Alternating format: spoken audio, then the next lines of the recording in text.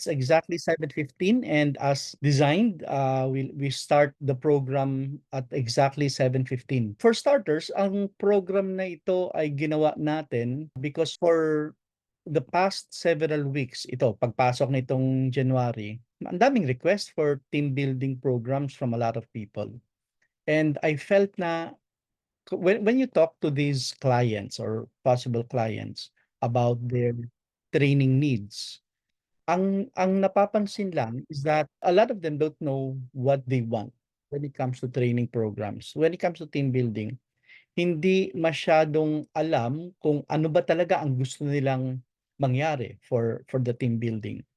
And because of that, we felt that tara, turuan na lang natin muna ang lahat kung paano mag-team building para at the same time, para naman hindi niyo na kailangan ang consultants like me to run your team building program. Especially for a lot of clients kasi ang participants naman ay hindi naman gano'n kadami.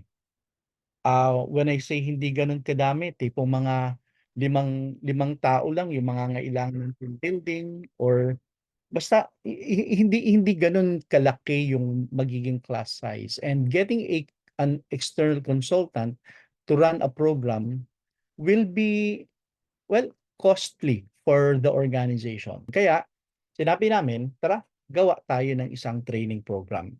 So, ganito ang mangyayari. We'll have this about 2-hour session natin and itong session natin na ito would be focusing on how to conduct a team building program. It is not a team building program per se, wherein the objective would be to build a team uh, with the existing participants. Hindi.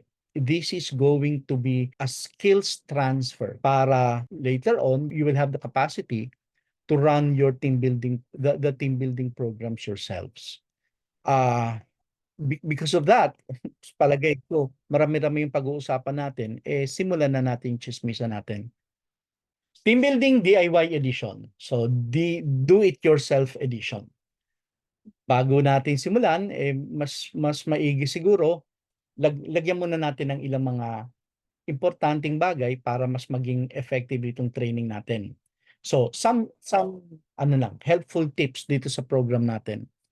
6 na bagay. Una, take notes. Itong ang kagandahan pagdating sa webinar is that hindi mo na kinakailangan magsulat. Ang kailangan mo na lamang gawin ay mag-screenshot na mag-screenshot. Doon sa email na pinadala ko sa inyo, sinabi ko doon na you can take as many screenshots as you want. Okay lamang 'yan. Bakit? Kasi kung ipapakita ko rin naman ang mga slides sa inyo, okay lang naman siguro na ma-screenshot niyo yung mga slides natin. And at the same time, para mas mabilis yung para yung mga points na kinakailangan yung ma-retain sa inyo ay makukuha niyo. So, take as many screenshots as you want. Ah, Next is listen. Marami sa inyo malamang-lamang nasa labas sa ngayon. So, in terms dun sa maririnig ba ng husto, baka hindi masyado sa ilan, gumamit ka na lang ng earphones para mas maririnig mo. Next is be honest. May mga questions ako mamaya during the program and yung sa mga katanungan na yun, kung kailangan mong sagutin, pakisagot na lang as honestly as you can. Next is participate. Ang participation natin since online tayo, maximum siguro is yung sumagot ka man lamang sa chat. At dun sa pagsagot mo sa chat, at least malalaman ko kung saan ka nanggagaling, kung ano yung mga, if I'm getting my message across, or if I'm able to effectively communicate with you. Next is avoid prejudice. Dito sa prejudice kasi, I always place this in my seminars because sometimes kasi there are some participants who feel that they need to make their presence felt by hugging too much of the time or of the network or parang gustong ipakita na ako ang pinakamagaling dito. Kaya kung ano man ang sabihin ng kung sino man na participant o ng facilitator, I need to question. Ganito na lang. Let's just be here to learn from each other, to learn from the things that we are sharing. Yun na lang ang gawin nating pinaka-objective natin, yung matuto tayo sa bawat isa. And for us to be able to do that, kinakailangan na maging open tayo. Open sa pananaw ng iba, open sa pananaw na puwedeng nagka-counter doon sa pananaw natin. Maging open tayo sa conflicting ideas. Maging open lamang muna tayo sa lahat ng ito so that we can accept more learning, we can accept things that we might not have seen before. Okay? And finally, have fun. Okay. Syempre naman, ang corny naman kung halos 2 oras tayo na magsasama-sama, tapos malungkot pa tayo. Let's just have fun dun sa mga activities na gagawin natin. Now, sa paggawa ng seminars, tandaan, palaging pairalin ang tiyatalinuhan. Itong unang-unang i-she-share ko sa inyo, right now AI is very much used by everyone. And one of the greatest AIs na ginagamit ngayon is ChatGPT. When you do your seminars, use ChatGPT, use AIs, use whatever technology we can have or we can adapt dun sa paggawa natin ng seminars para mas mapadali at mapagaan yung pagdi-design natin. Kaya nga, a lot of the questions that you may ask, mamaya ay sasabihin ko sa inyo na you need to make your researches also. Anyway, napakadali na gumawa ng research ngayon. So, mag-ano rin tayo, hanapan natin ng paraan kung paano natin mas matututunan yung ilang bagay na pag-uusapan natin so that we get to learn not simply by listening but really by doing the researches that we need to do. Yung aral din tayo ng husto.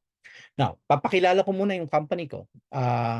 The company name is Luzari Consulting, and the paradigm that we have is the tagline is learning beyond training.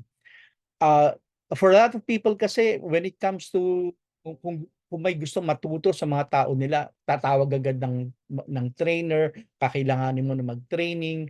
Actually, maraming matututunan sa training just like what we are doing right now. But beyond training, there's still a lot of learning that we can get. And yung napakaraming pwede natin na makuha na yon ay through different initiatives that your organization can make or can have that will supplement and support the learnings that you get from training.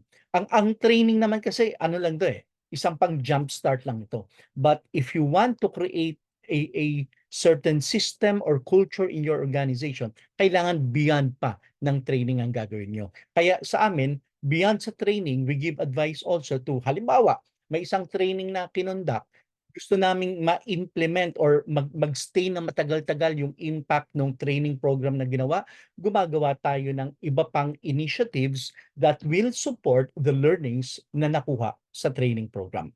So, interactive and stimulating training, learning exercises to improve cognitive faculties and enhance learning outcomes. So, yung pag-i-integrate ng iba't ibang learning methods, we try to push that so that mataas yung level ng retention natin sa mga pinag-aaralan natin. Ito pala if you want to contact and get in touch with Luzari Consulting, medyo hindi kami masyadong techy.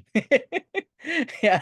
So nandiyan ang phone number, nandiyan ang email admin@luzariconsulting.com. That's the website luzariconsulting.com.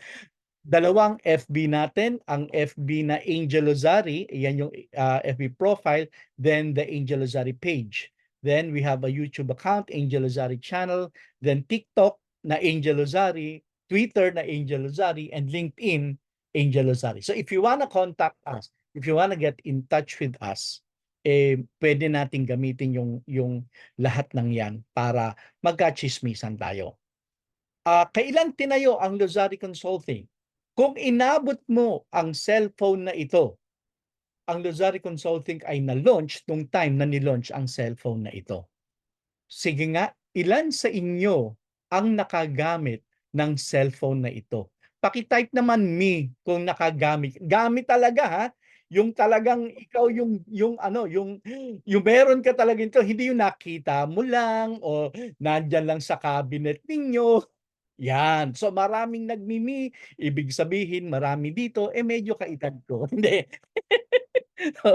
Yan. So nung time na ni-launch itong cellphone na ito, yan din yung time na nilo-launch ang Lozari Consulting. And hindi lamang sa cellphone na iyan. Nung pinalabas ang movie na ito, alam niyo bang isa ito sa mga favorite movies ko? Pero nung pinalabas itong Matrix, teka, klaro ko lang, Matrix 1 lang ha. Matrix 1 lang ang gusto ko. Yung 2, 3, yung mga lampas pa sa 1 ay hindi na ako masyadong na-excite dahil iba yung naging approach nila. Pero yung Matrix 1, ay sus Ginoo, 10 beses ko yata pinanood ang Matrix 1. Ano pa? Malamang-lamang yung Matrix na yon dito mo pinanood. Yan, kung nakagamit ka nito, ito nung ginagamit ito ay ni-launch, nung ni-launch ang Lozari Consulting, ito pa yung ginagamit, VHS pa noon. At malamang-lamang yung Matrix ay pinanood mo kung hindi sa sinehan, ay dito sa VHS player na ito. Diyan mo malamang-lamang napanood. And nung time din na yon, ito yung top selling na OPM. Ang title ay Tuloy Pa Rin Ako. Kinanta ng Neo Colors. So medyo at least may idea na kayo kung anong taon tinayo ang Lozari Consulting. Medyo ilan sa inyo siguro ay hindi pa napapanganak ay meron ng Lozari Consulting. Pero hindi ako bago sa consulting. Nung nagsimula ako sa consulting, ito pa yung Hinebra San Miguel nun. Ay iyan pa yung sinisigaw namin nung Hinebra! Hinebra! Ayan pa yon. Ngayon, kung ikaw ay nabuhay na at nanonood na ng PBA nitong panahon na ito, tingnan mo yung picture na ito, sino dyan ang kilala mo? Ilan dyan sa mga players na yan ang kilala mo? Pakitingnan, pakitang. Okay. Pakichat mo nga sa ating chat box. Ilan sa mga players na yan ang kilala mo? Tingnan nga natin, ilan diyan? Oho, may nakakilala ka siyempre si Jawo, Loizaga, ilan diyan ang mga kilala mo? Wala po si Emerson ay walang kilala. Yan, si Jawo, ayan. Si Emerson, ikaw ba ay dahil sa hindi ka pa napapanganak nito o dahil sa ayaw mo lang ang Hinebra? Ampalayo, yan. Si Dondon Ampalayo ay nandyan.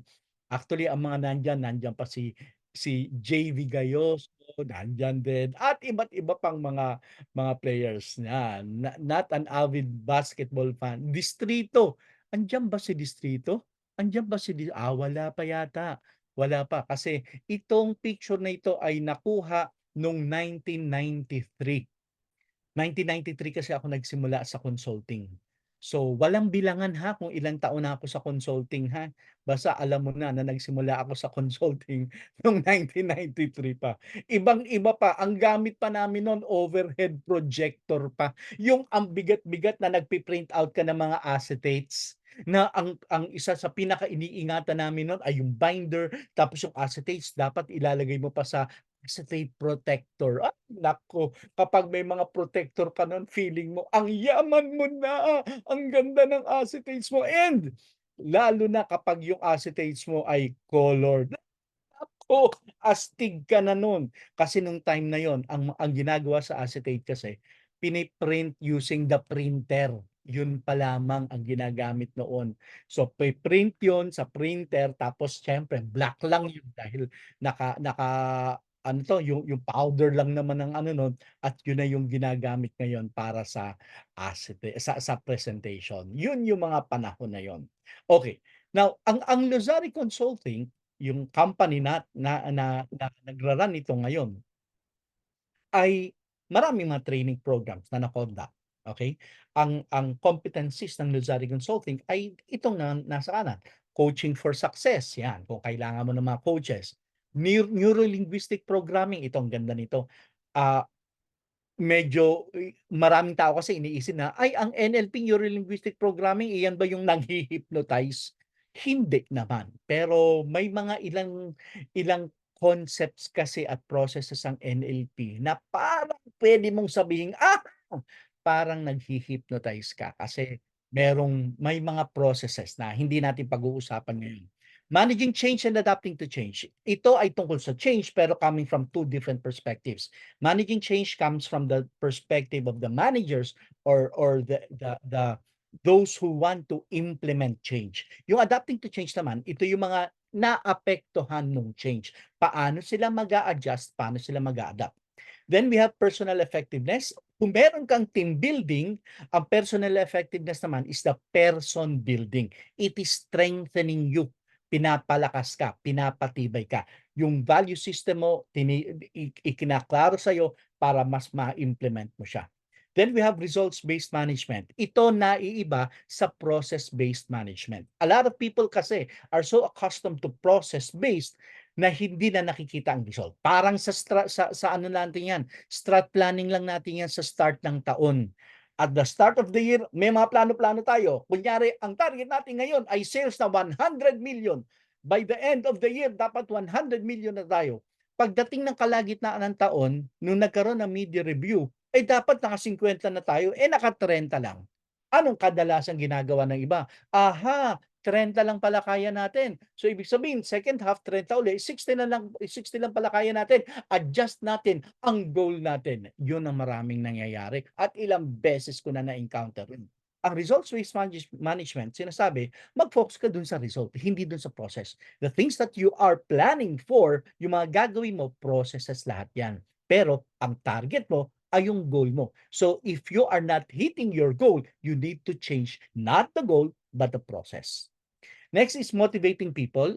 Importante yan para mapalakas mo yung mga tao mo. Dito, ginagamit natin ang dalawang schools of thought when it comes to motivating people. The Western style and the Eastern style.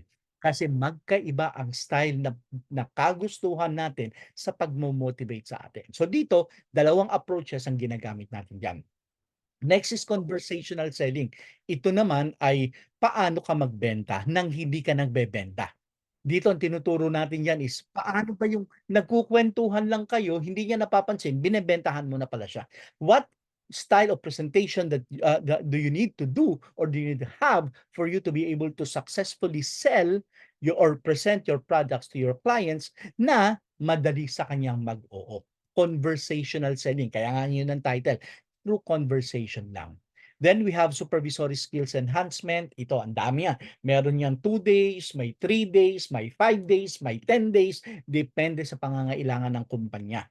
At depende rin sa level. Meron pang supervisor, may pang manager, may pang executive. Depende sa level. Then of course, team building. Then we have training the trainer. Kung gusto nyo matutunan ng mga trainer nyo kung paano mag-present sa harap. Actually, hindi lamang pang trainer ang training the trainer ha. Kasi lahat ng mga supervisors, managers, pataas, dapat kayang mag-present sa harap. Sometimes, magpe-present ka lang ng budget, hindi ka pa makapag-present. So, kinakailangan lahat ng nasa bisor paakyat, dapat kayang mag-present sa harap. Sila yung participants ng training the trainer. Then we have managerial skills enhancement and executive coaching. Yan yung mga programs na ilang beses na nating in 20 plus years ng Luzari Consulting ay ilang beses na natin na-run.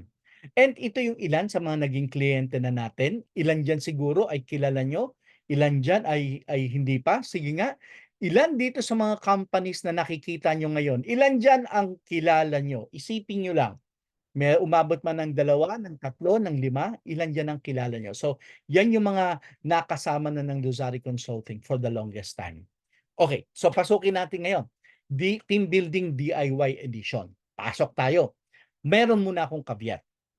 Bagong lahat, isa munang paumanhin sa mga kapwa kong consultants. Bakit? Kasi kung sa level ng effectiveness nitong program na ito, eh baka mababawasan ng mga kliyente natin, ha?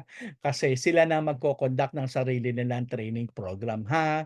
Don't worry, kung sila magra-run ng sarili nilang training program, ibig sabihin, wala din silang budget para sa'yo.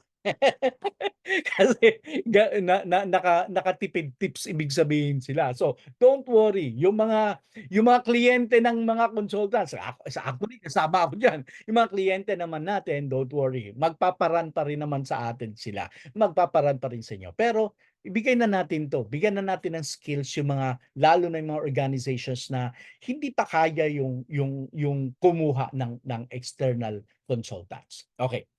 Define natin ang team building na ngayon by defining what is it is not. Okay?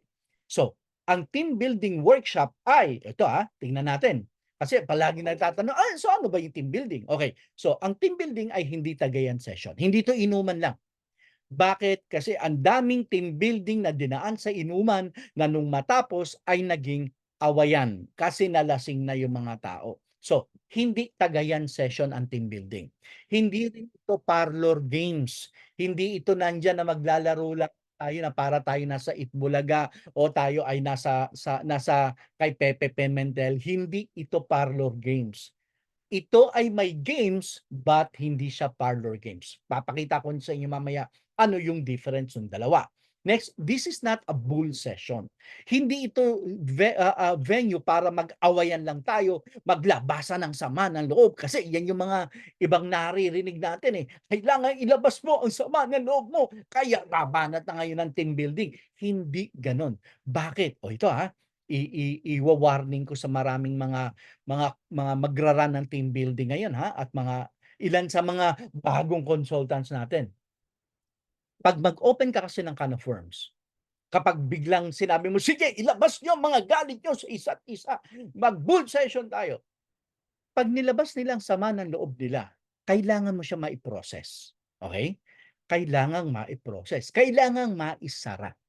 Now, if you don't have the capability, you don't have the skill, you don't have the competency to close an open wound, do not do the bull session. Huwag mong gagawin. At ang kalalabasan lang kasi niyan, mag-aaway-away sila ng walang resolution na kalalabasan. So, ang team building ay hindi nandiyan para mag-bull session lamang tayo. Marami pang pwedeng gawin. At yung iba naman, ang tingin sa team building, para effective, kailangan may iyakan. Yung tipong kinakailangan, actually may isang training program ako na na-attendan dati. Yung facilitator, kasi several batches ito eh. Kilala ko yung facilitator, nagkakwentuhan kami. Nagko-compare ngayon ng iba't ibang batches. Kasi ang daming ang batches ng team building. Kino-compare ngayon yung ibang batches at alam mo yung pinakabatayan? Ay, sabi nung facilitator, "Ay, yung batch ninyo hindi maganda yung batch ninyo. Kasi konti ang umiyak. Buti pa yung batch nila ang daming umiyak." Eh, tipong gano'n na ang pinakabatayan kung okey ba team building o hindi, ay kung ilan ang iiyak. Hindi po iyakan ang team building, hindi. Kasi kung iyakan din lang, manood na lang tayo ng drama, hindi. And hindi ito one time, big time. Hindi porket nag-team building na kailangan solid na ang lahat. Kaya nga sabi ko kanina learning beyond training.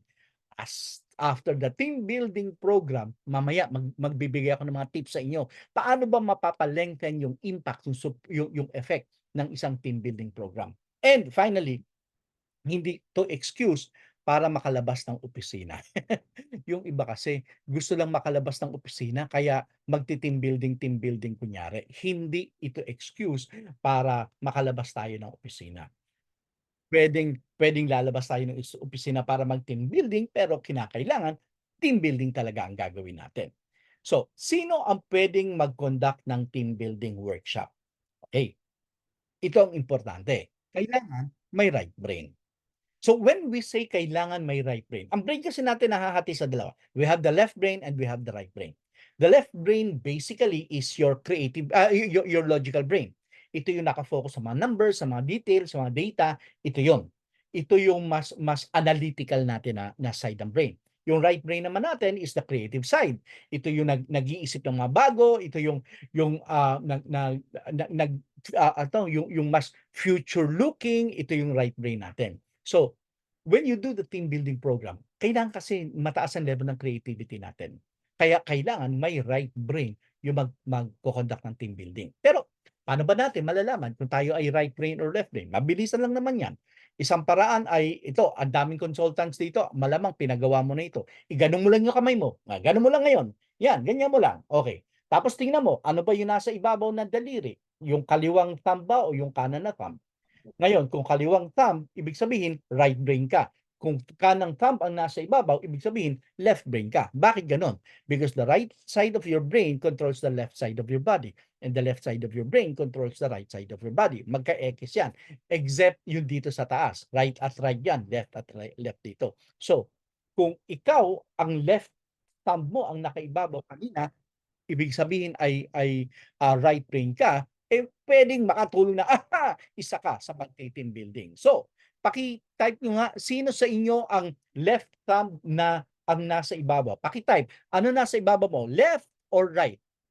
Paki-ano nga, tama po, ang team building naging open for correct. Left, left, left. Left thumb ang nasa ibabaw. Okay, kapag left thumb nasa ibabaw, sabi natin, right brain ka ibig sabihin ha. So dito, uy, ang daming mga left. May mga right, may mga right. Right on top. Okay, pag right on top, ibig sabihin ikaw daw yung logical.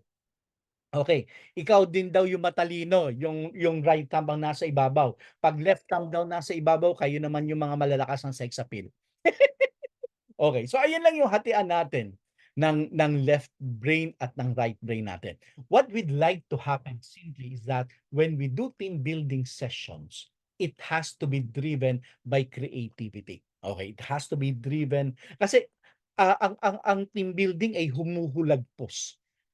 Nabibitawan natin yung approach ng team building dahil ang lakas ng impact ng atmosphere doon sa team building natin. Yung galaw ng mga tao, ang lakas ng impact niyan. May mga tinatawag tayo diyan mga informal leaders. Minsan nakokontrol nila yung buong team building. So kinakailangan as a facilitator, kaya mong i-control yung flow ng discussion natin o yung flow ng pinaka team building. Now, what do you do as a team building facilitator? Okay. Ilalagay natin ang discussion natin as if kayo ay clients ko at ako yung consultant and I will be uh, designing the team building program for you. Parang ganon. So, anong isang kailangan gawin? Anong unang-unang ginagawa ko whenever I am in front of my client and we are designing their team building program? Critical, I start by asking. After asking, I ask some more. After that, I ask them why I am asking and I ask myself why I am asking. In short, magtanong na magtanong na magtanong. Bakit? Kasi kapag magti-team building ka, sabi natin, kailangan may objective ang team building mo. Kailangan may mapatutunguhan. Kailangan may mapupuntahan. Hindi pwede na basta tira-pasok ka lang, nababanat ka lang ng team building, na basta makalaro lang ay okay na, team building na yon. Hindi. So kinakailangan, klaro ang magiging approach natin. Anong dahilan? Kasi mahal ang team building.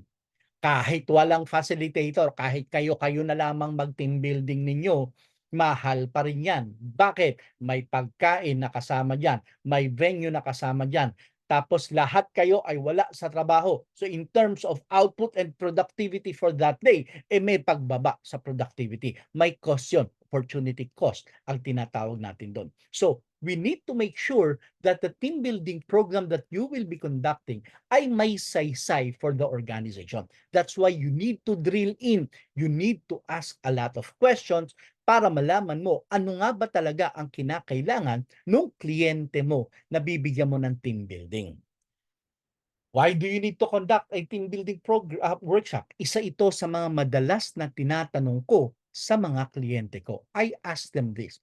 At ang reason is because marami nga, sabi ko nga kanina, a lot of our clients don't even know why they want a team building program to begin with.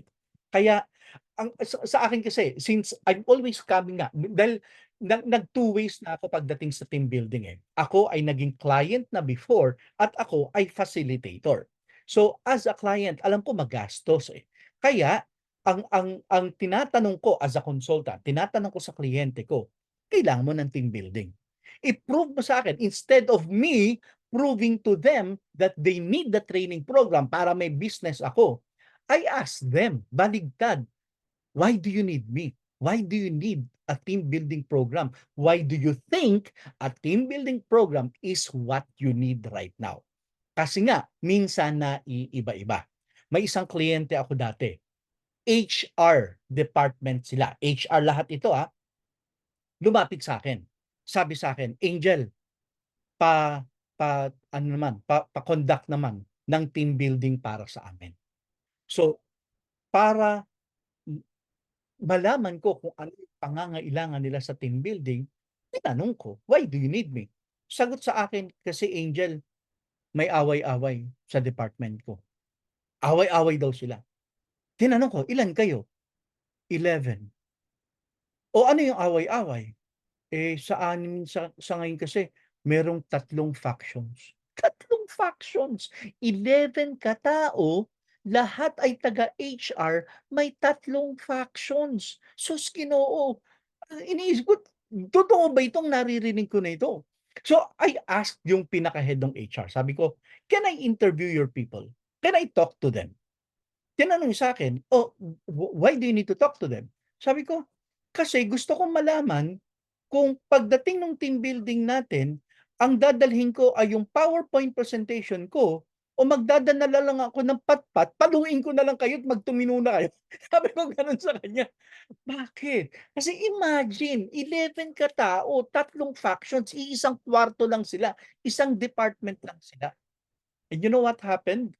After I talked to the people, after I talked to them, totoo nga 3 factions nga sila.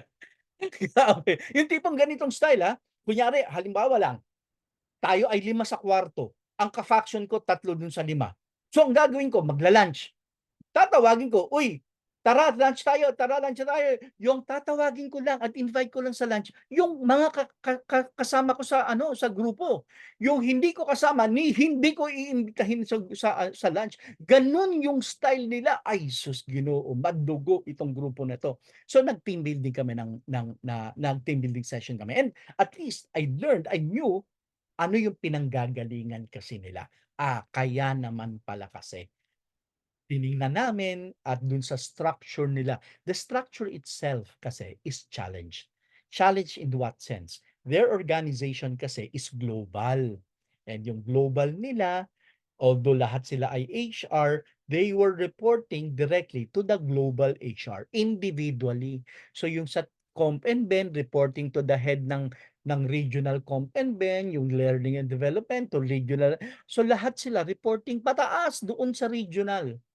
So, hindi nagkakausap-usap yung kanilang mga programs dito internal. So, yun yung inayos-ayos namin. Comment pala ni Gladys, "Can we include in the objectives of team building is for our mental health?" Mental health. Actually, alam mo yung mental health na yan, medyo ngayon lately-latelyhan ko lang naririnig yung mental health na yan. Pero nung ako'y mga bata pa, walang mental health issues na lumilitaw nun. But since the term is already coined and a lot of people are using mental health, okay lang naman.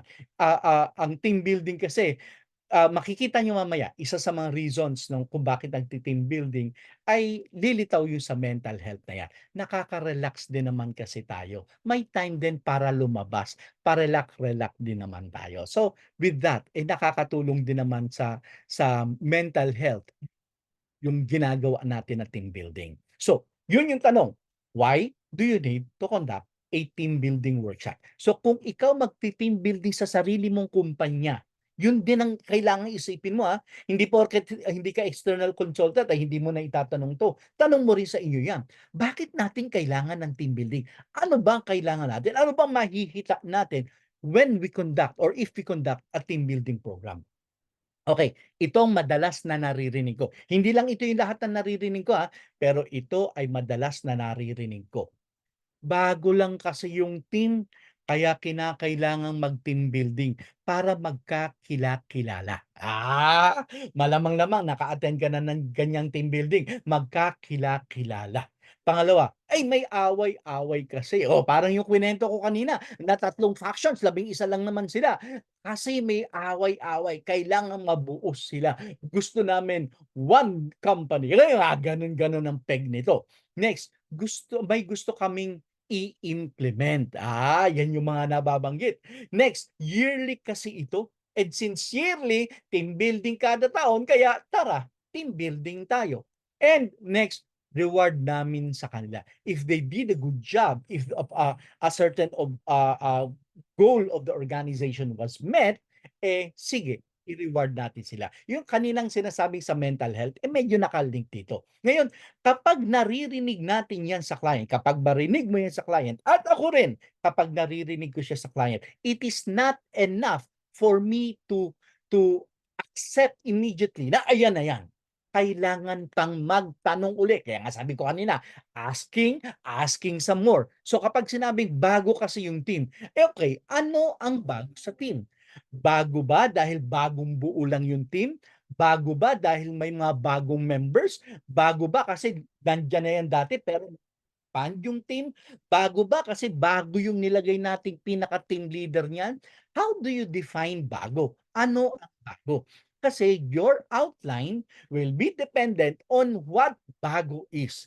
Kasi kung matatagal na naman magkakasama sila, sabi lang, bago kasi yung target na nila, baka team building ang kailangan. Team building nga ba? So kailangan magpalalim ka ng tanong. Yung sa away-away, sabi ko nga kanina, papaluin ko na lang ba kayo ng patpat o PowerPoint dala ko? Do'n nalaman ko PowerPoint pala. May gusto kaming i-implement ito, ilang beses ko rin naririnig ito. Kasi may bago kaming program gusto naming i-implement kaya magti-team building tayo. Diyan medyo ticklish ng konti ha, because team building ang pinaka-objective is to build the team, 'di ba? Kaya nga team building, eh. If you want to implement something, you might need another initiative for you to do that, yung implementation na yan. Baka kailangan mong ibang initiative, baka hindi team building lamang ang makakatulong diyan. Yearly kasi ito. Okay lang naman na yearly nagti-team building. Pero ang tanong, ano bang dahilan at nagti-team building ka? Balik pa rin tayo do'n. Why are you doing the team building? Since yearly siya, okay, so ano ngayon? Bakit natin gagawin yung sa taon na ito? Kadalasan yan kasi may mga theme ang organizations. O itong year na ito, ang theme natin is kinakailangan ang lahat ay ganito. Gusto natin ang pinaka-team natin ay explosion. Kailangan mag-explode ang organization natin at lumakas, tipong gano'n. So, yung team building mo ngayon, do'n mo i-a-align do'n sa explosion na sinasabi niya 'yan. And reward namin sa kanila. Kapag reward ito, hindi naman ibig sabihin, "Ay reward lang pala, tara na kahit wala ng outline, team building lang, reward lang naman 'yan." Hindi. Ano ba yung nire-reward? Bakit nire-reward? Yung i-re-reinforce mo. If you did a good job dun sa team building, yun ang i-re-reinforce mo. Since you did a good job this year, we are having this. So dun naka-align yung outline mo ngayon. Okay. So itong mga dahilan na ito, itong mga madalas na naririnig ko, yan naman ang magbibigay na kasi ng idea, ano ang lalamanin ng outline mo? Ano yung lalamanin nung ikukuwento mo sa kanila? So, dito ngayon, anong topics would you like us to focus on, to include in the workshop? Kasi kadalasan 'pag may team building sinasabi, "Ay gusto namin maipag ma ma matutukan din ito. Gusto namin mapag-usapan din ito. Gusto namin ipasok mo ito." Yan, palagi ko naririnig sa mga clients yan. At ito madalas ang mga lumilitaw na gusto nilang idagdag. Kailangang maklaro yung team roles, goal setting, interpersonal relations, trust building, conflict resolution, decision making, collaboration, feedback and recognition, diversity and inclusion. Pumapasok pa, gusto namin kasi matuto sila ng time management, adaptability, leadership and empowerment, problem solving, motivation and morale, training and development, effective meetings, balancing workload, communication. Ang daming mga gusto nilang ipasok doon sa team building. Now, kung titingnan mo, if you've been doing training for the longest time, you will notice that each of these topics are full-blown training programs themselves. These are distinct and separate topics that you can conduct as outside of team building. Magkakaibang seminars itong lahat ng ito. Pero kung gusto nilang ipasok sa context ng team building, okay lamang naman. Isisingit lang natin, ipapasok lang natin dun sa pinaka-outline na gagamitin natin for our team building. Hindi ibig sabihin na, teka, ibang training na yan. Wag na natin ipasok yan. Remember, client mo sila. Alam din nila kung anong gusto nila. Probably, sometimes, I misaligned ng konti na iba na pala kasi yan, then you talk to them. Then you tell them, ay ito po kasi medyo ibang topic na ito. For example, dito sa list of topics na ito, halimbawa lamang, itong topic ng, um, let's say, problem solving kunyari. Kung feeling mo, hindi kayang ipasok dun sa outline ng team building, Kasi ibang topic din naman. Kapag paano mo na malalaman na ibang topic 'yan? 'Pag tinanong mo, "Ano po ba sa problem solving gusto malaman?" Eh, kapag sabihin nila sa'yo na, kasi gusto namin malaman yung iba't ibang mga methods, gusto namin malaman halimbawa yung Ishikawa, gusto namin malaman yung fishbone, yung tipong gano'n. Eh, teka, ibang pagpapalalim 'yan, ibang seminar na 'yan. At kung isasama natin siya dun sa team building, eh, hindi natin madi-discuss ng husto to the point that your employees will totally understand what it is. Baka puwedeng i-separate as training na lang natin 'yan, 'wag na natin ipasok sa team building. Pero, ito madalas na binabanggit ko, pero puwede nating daanan lang, hindi natin tatambayan. Idi-discuss lang natin ng konti, pero hindi tayo puwedeng magpalalim. Kasi kung magpapalalim tayo diyan, isang separate na training program na 'yan. Okey, so may tatlong madalas na models na ginagamit sa team building. Okay, sa mga kasama ko dito mga consultants, malamang-lamang nagamit mo na itong tatlong ito at na may mga iba pa. Actually, ang daming models, kasi ang daming mga consultants at bawat consultant may kani-kanyang style pagdating sa pagti-team building. May kanya-kanyang methods, may kanya-kanyang mas gustong sunurin na models natin. So, depende na lamang dun sa consultant na magra-run, depende na lamang dun sa outline o sa model na gagamitin, nag-iiba-iba yung gagamitin natin. So, ito yung tatlo sa pinakamadadalas na nagagamit ko. Okay. Again, may iba pang models na pwedeng gamitin, pero ito yung tatlo sa pinakamadadalas. Ano yung tatlo na ito? The Tuckman's 5 Stages of Team Development, yung GRPI model, tapos yung 5 Dysfunctions of a Team. Yan yung tatlong madalas na models na nagagamit. Ngayon, i-share ko sa inyo ang ano itong tatlo na ito. Kung gusto mong magpalalim dito, i-research mo na lang, okay? At ang pinakamadaling tanungin dito, tanungin mo na lang kay Chat at kay Bard. Pwede mong tanong sa kanila, "What are the 5 stages of team development by Tuckman?" Pwede gano'n. Pero huwag kang mag-alala, discuss natin ng konti. Kay Tuckman o kay Bruce Tuckman, merong 5 stages, okay? Pero ang mas madalas na nagagamit dito yung 4 lang, yung pinakadulo hindi. Sabi niya, may 4 stages ang team development. Forming, storming, norming, performing, and adjourning. Okay. Daanan lang natin ng konti. Doon sa mga consultants na nandito, I'm sure kabisado nyo na to, pero i-share lang din natin doon sa mga hindi pa masyadong sanay sa team building. Okay. Ano yung 4 stages na yan or 5 stages na yan? Nagsisimula daw ang lahat sa forming. Nagbubuo pa lang yung team.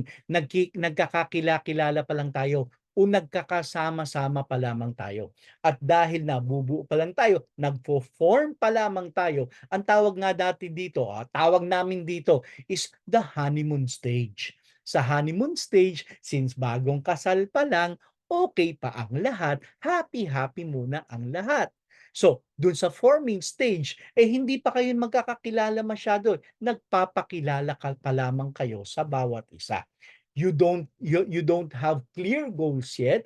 Kinaklaro nyo pa lang yung goals, kinaklaro nyo pa lang yung engagements niyo. Basta ang pinakaimportante pa lamang is may pare-pareho kayong gusto. Yan pa lamang yan. Forming stage siya. After na-form, edi okay na tayo, happy-happy tayo, pero may mga ginagawa kayo na pwedeng hindi ko gusto at may ginagawa ako na pwedeng hindi ko gusto. Pero since honeymoon pa lang tayo, okay pa lahat. Until such time na, teka, napuno na ang salop, hindi na okay yan.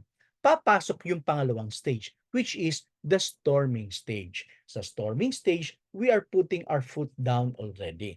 Sinasabi natin, hindi pwede ito, ayoko nito. Ay ganun ang kinalalabasan ng storming stage. Remember, you are coming from different lives. Ibang kakaiba-iba ang buhay niyo. Kahit ang mag-asawa nga, kung nagpakasal kayo at pareho kayong 21 years old nung kinasal, 21 years kayo na magkaibang tao, magkaibang kilala, magkaiba kaibigan, magkaiba yung gala ninyo, magkaiba lahat. Nung magkasama kayo, you don't need to forget all the 21 years because may asawa ka na. Hindi, na-embedded na yan sa'yo eh. So, naka-install na ang value system mo. Ganon din sa organization. May mga kanya-kanya na tayong pinanggalingan eh. Lalo na yung mga organizations na ang mga empleyado ay galing sa iba't ibang kumpanya. Bawat company, you have your own set of values. May mga processes kayo, may culture kayo. Pag nagsama-sama kayo ngayon sa isang kumpanya, galing kayo sa iba't ibang kumpanya, dala-dala nyo ang iba't ibang kultura nyo dun sa previous company ninyo. And because of that, siyempre, sanay ka dun sa style nyo dati, ipupush mo yung style mo. Yung isa, sanay din sa style nila, ipupush din niya. So magpupush kayong lahat, nandun ang storming na ngayon. Pagkatapos ng storming, nagkagulo-gulo na, ang sasabihin niya, teka, para maiayos na nga natin ito, magawa na nga tayo ng rules. At norming yon. Gagawa ka ngayon ng organizational norms. Ano yung norms? Ito yung methods na ninyo, ito yung systems na ninyo, ito yung processes na ninyo. Pag-uusapan nyo na ang norms. At kapag makapag-set na ng norms, makapag-set na ng mga rules, makapag-set na ng kulturang na katanggap-tanggap sa lahat, then you do performing. Maganda na ang takbo ninyo. Now, dun sa panlima kasi ni Takman, merong adjourning. Ibig sabihin, kapag natapos na yung objectives ng team, you adjourn. Kaya lang in organizations kasi, sa mga companies, you don't adjourn naman the team simply because you hit the goal. You create higher goals. Ganun ang kadalasan nangyayari. So, yan yung Takman's 5 levels of team development o 5 stages of team development. Meron din namang isa. Ang tawag ay GRPI. Tumalon sa GRPI. Okay. Ano yung GRPI? Goals, roles, processes, and relationships. Ito yung 4 na components ng isang effective na team. For you to say that the team is effective, they need to have all of these. Klaro yung goals, alam ng bawat isa yung kani-kanilang roles, malinaw sa lahat yung mga proseso, and maayos ang relationships. Pero teka, bakit ganon? Parang wrong spelling wrong ito. GRPI, pero ang relationships ay R nagsisimula, hindi naman I. Bakit GRPI? Kasi ang kabuuan ng relationship ay interpersonal relationships. Kaya letter I. Kaya lang, nung sinulat na nila, tinanggal na yung interpersonal, pero na-retain pa rin yung I. Kaya I ang dulo, pero relationships ang ibig sabihin niyan. So, yan ay isa sa mga ginagamit na models din sa team building. Kapag gusto mong malaman ano ba yung kinakailangan components ng isang team, gusto mong ipaalam sa mga participants mo, you can use this model. Another model na ito ay medyo lately lamang na lumitaw. Kasi yung ano yung Takman, if I remember it right, nasa 1965 pa niya nagawa yon. Tapos GRPI 1970s. Ito nasa mga 1990s na yata itong 5 dysfunctions of a team. Ano ito? Yung dalawa, yung kay Takman at GRPI, paano bubuuhin ang team. Ayun ang objective ha. Ayun ang pinag-usapan. Paano bubuuhin ang team. Dito naman sa 5 dysfunctions, ang pinag-uusapan, ano ang mga dahilan at nawawasak ang team.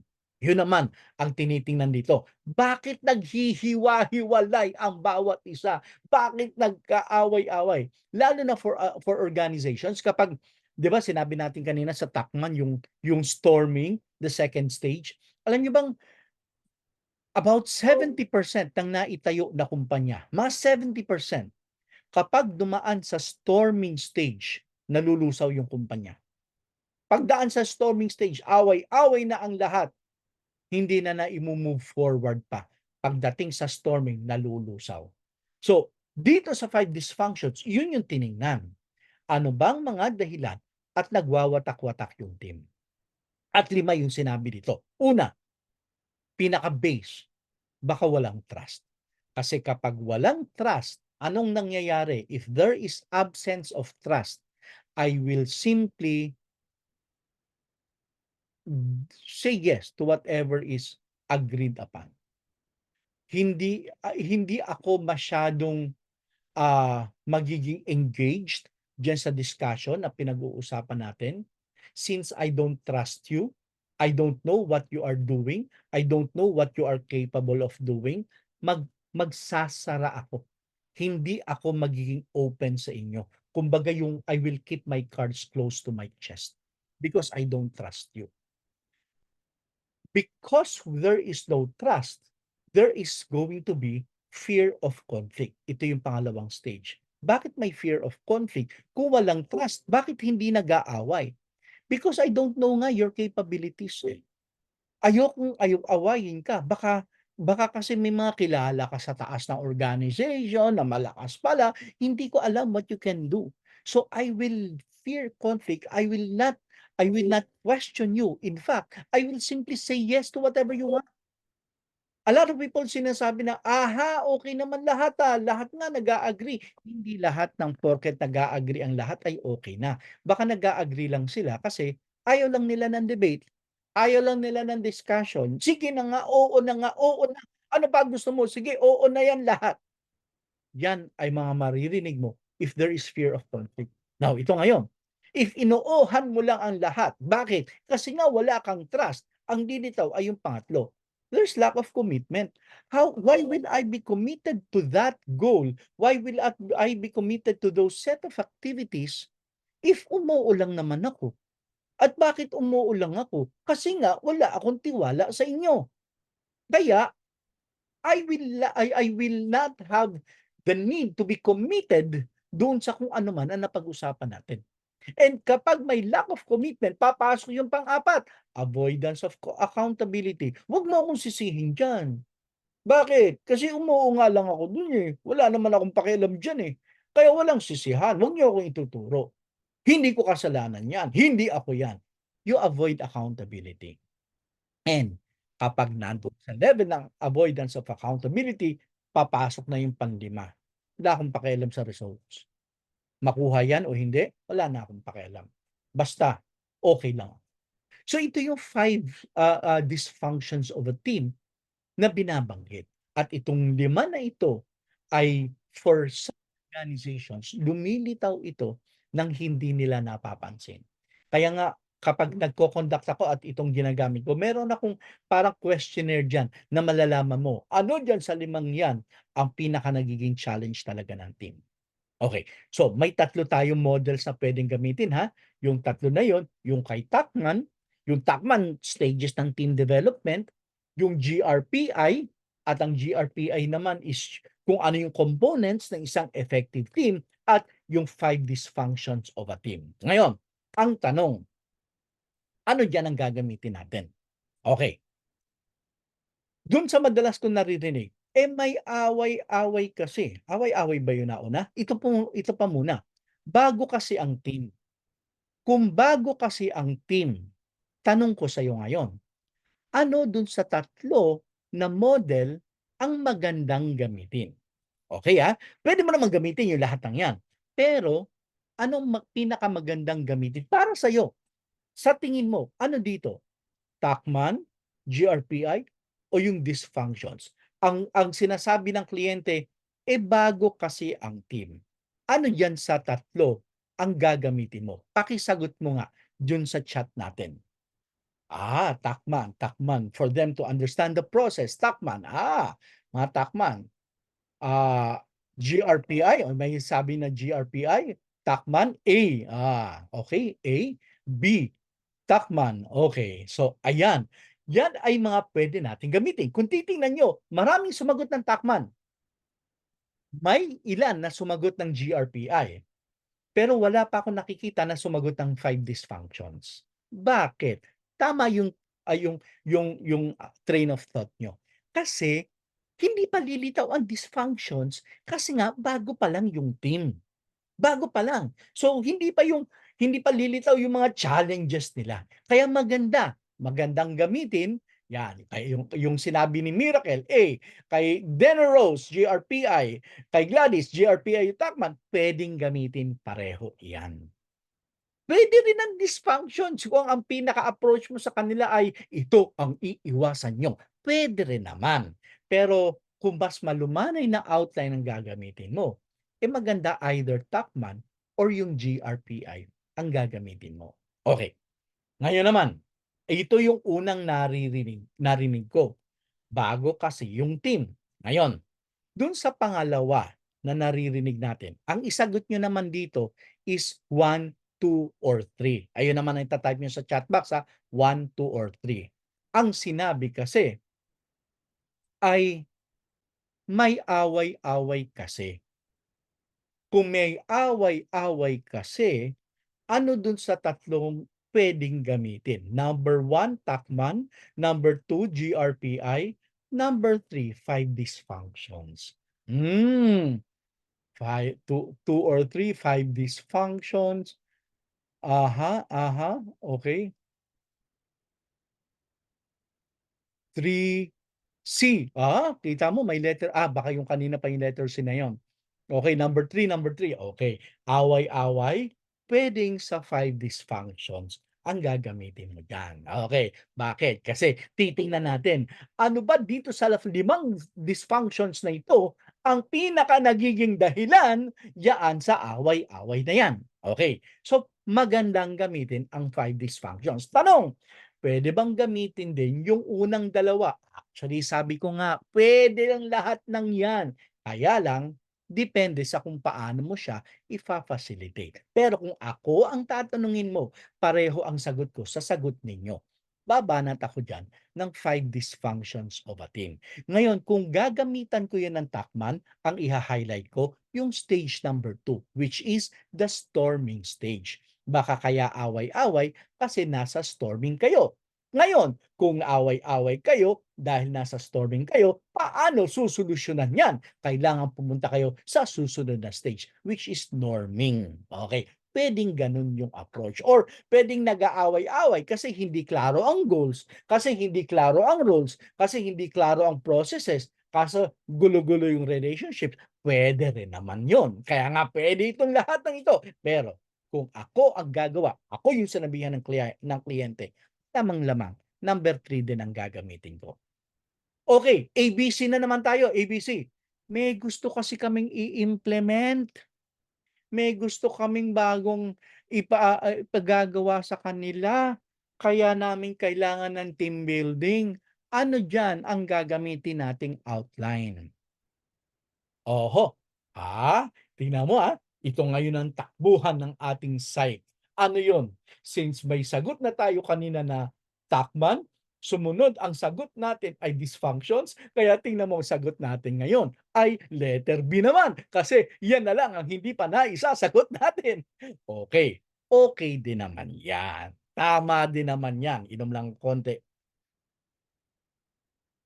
Kailangan B, because yung goals at roles titingnan natin kasi yung i-implement na bago puwedeng sa goals mo ipapasok 'yan or ano ba yung bagong i-implement? Implement ba 'yan tungkol sa roles ba 'yan or bagong process ba kasi 'yan or bagong style ng relationship? Maganda din yung GRPI. Pero again puwede mo ring gamitin ang Tacman at 5 dysfunctions, depende sa'yo. Kumbaga bottom line, kaya ko sinabi na kailangang right-brained ang kailangang facilitator. I want you to be creative enough to design the program yourself. Hindi ako magsasabing, "Ito dapat, ito na." Hindi, kanya-kanya tayo. Masyadong mataas ang respeto ko sa pag-iisip mo and I will not be telling you what to do. Alam mo na 'yan, malaki ka na, kaya mo ng isipin 'yan. Yearly kasi ito, 1, 2, 3 ulit tayo. Yearly kasi ito, ano diyan? Yearly kasi, palaging ginagawa 'to taon-taon. Lalo na ilang mga kliyente ko ilang beses na yung taon-taon nila ako kinukuha kaya ako rin iniisip ko, "Hala, ginawa ko na ba yung activity na yan last year? Hala." Gumaganon din ako. Buti na lang iba-ibang themes kaya nagke-create ako ng mga bago. Ang mga sagot niyo ngayon 2 and 3, 2 and 3, 1, 2. Tingnan niyo labo-labo ngayon, iba-iba. May nagsasabi ng 1, may nagsasabi ng 2, may nagsasabi ng 3. Maganda rin naman kasi. Depende kasi sa magiging theme. 'Di ba sabi ko kanina, yearly nga 'yan. May mga theme naman 'yan. So tingnan natin ano ba yung theme nyo for this year. And depending on the theme, banat ka ngayon kung anong model ang gagamitin mo. And panglima, reward kasi namin sa kanila. Gusto naming sabihin, "Congratulations! Kahanga-hanga! Respetado kayo ng barangay!" Anong gagamitin mo? ABC, Tacman, GRPI, or dysfunctions? Aha! A, maraming A na naman ngayon. Puwede kasi iniisip mo kasi dun sa performing, di ba? Kasi forming, storming, norming, performing, reward sa kanila kasi ang ganda ng performance nila. Puwede rin 'yan. May sumagot ng P, baka naman kasi, goals, roles, processes, and relationships 'yan, Reward namin kasi na-hit yung goals na nila. Okay din naman 'yan. A and B, puwedeng pareho. Puwede bang i-push natin yung letter C, 5 dysfunctions, reward sa kanila? Puwede pa rin. Sabihin mo sa kanila na, kasi naging maayos ang pagkuha ng goal, re-reward na natin kasi nalabanan natin yung dysfunctions of a team. Yan din naman. Pero again, kung malumanay na paggamit ng outline, pareho ako dun sa iniisip nyo. Pwedeng A or B ang gagamitin ko rin yan. Okay, so at least right now, may idea na kayo kung paano pumili ng model doon sa na gagamitin mo, depende dun sa mga nagiging needs ng organization. Klaro ba tayo so far? Paki-type naman yes kung klaro tayo so far. Kung nagkakaintindihan tayo, kung nakukuha mo yung discussion natin. Okay, okay, yes, yes, yes, yes. Good, good, good, good, good. So, tingnan niyo lang yung takbo natin ngayon, Tinanong mo yung kliyente, nung una nagkausap ngayon, "Ay tara team building tayo." Tanong mo muna, bakit kailangan ng team building? Ano bang dahilan? So pakinggan mo ngayon, ano ba yung mga sinasabi nila? Tapos titingnan mo, dun sa mga sinasabi, ano kayang model na pwede nating gamitin para sasagot doon sa gusto nilang, maging resulta ng team building. So, let's create the outline, okay? Ito na ngayon. Gagawa na tayo ng outline. Andiyan na yung mga data points natin. Sinample ko lang na ang sinabi kunyari ng kliyente yung una, bago kasi yung team. Ayan, yan lang siyempre 5 yung sinabi natin kanina do'n. As an example, ito na lang kunyari ang sinabi ng kliyente, bago kasi yung team. And dahil diyan, gumawa tayo ngayon ng model. And yung model natin, sinagot nyo rin nga kanina, mag-Tacman tayo diyan. Forming, storming, norming, and performing. Sinabi pa ng kliyente na, "Uy, gusto namin mapag-usapan itong mga nasa kanan.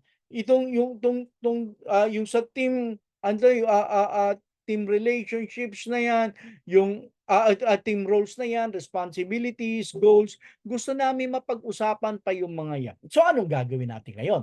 'Pag mag-create na tayo ng outline, siyempre may general outline na tayo, may Tacman na tayo. Do'n sa Tacman, yung 4 lang gamitin natin, 'wag na muna yung adjourning, yung 4 lang natin. So itong mga nasa kanan ngayon, itong nasa green na mga topics, anong gagawin natin ngayon diyan?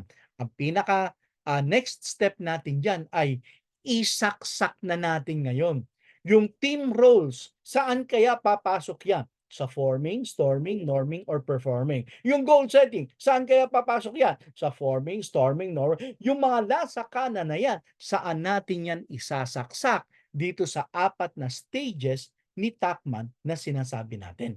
So, ang magiging outline natin tuloy ay ganito. Forming.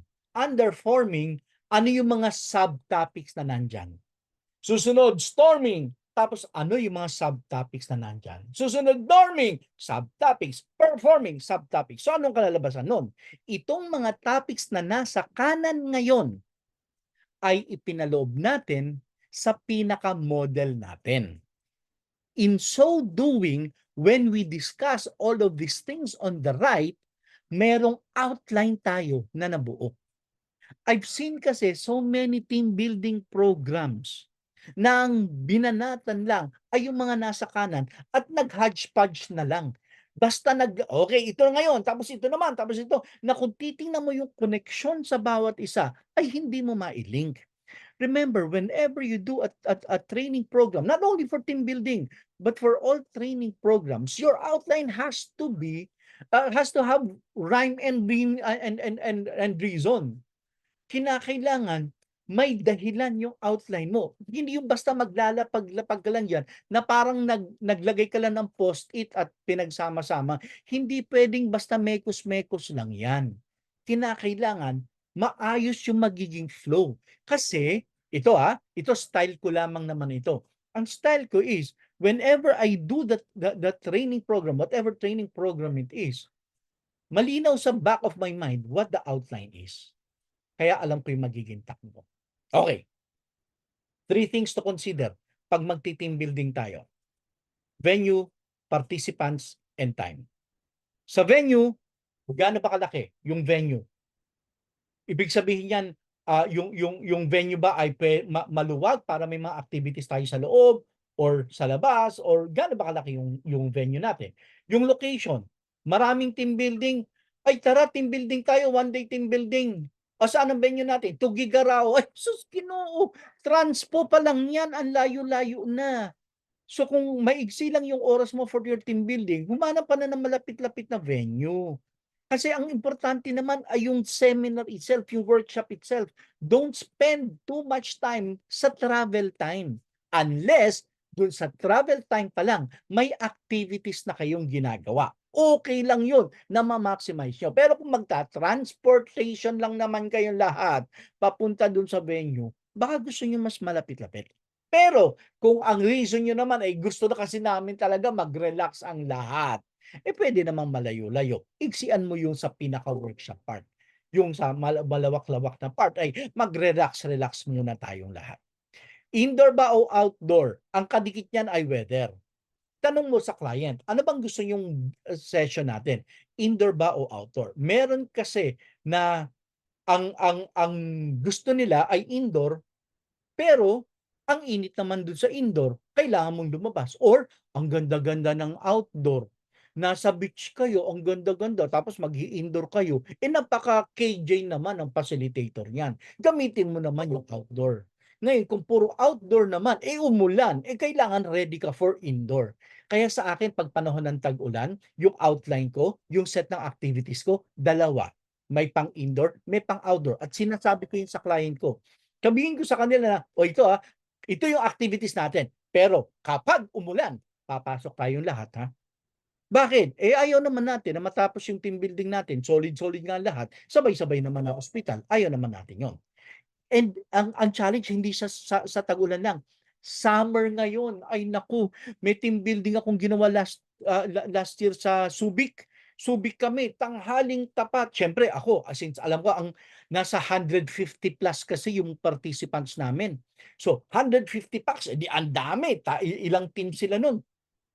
Siyempre ako, as a facilitator, sinigurado ko na kung lalabas man tayo, kasi gusto kong lumabas sila. Imaginein mo, ang ganda-ganda ng venue mo, pinatabi ko na yung covered court, yung pinaka-basketball. Nasa white rock kami.